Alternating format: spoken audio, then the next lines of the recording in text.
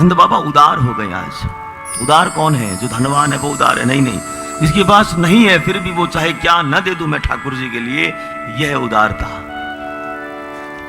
इतना बांटा महाराज, इतना बांटा कि कहते हैं कि शब्दों में भी सुखदेव मुनि कहते हैं कि इसे लिख पाना भी संभव नहीं है परीक्षित, इतना उदार बन गए।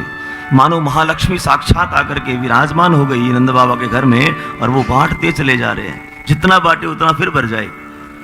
एक एक गोपी ने कई कई बार पंक्ति में लग करके फिर वो बधाइयां ले ली।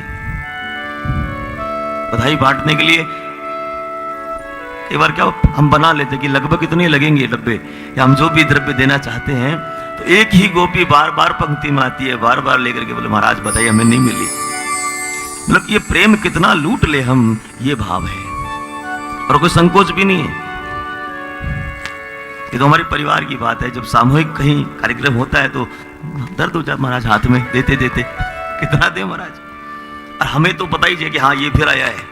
नंद बाबा ने कहा, अरे तू अभी आया था ना? अरे नहीं बाबा मैं अभी नहीं आया, देखो कुछ नहीं है, इतने में तो झोली नीचे गिरी, सारा माल गिर गया महाराज। पोल खुल गई। नंद बाबा हंसे, बोले कोई बात नहीं, और चाहिए तो और ले जा महाराज।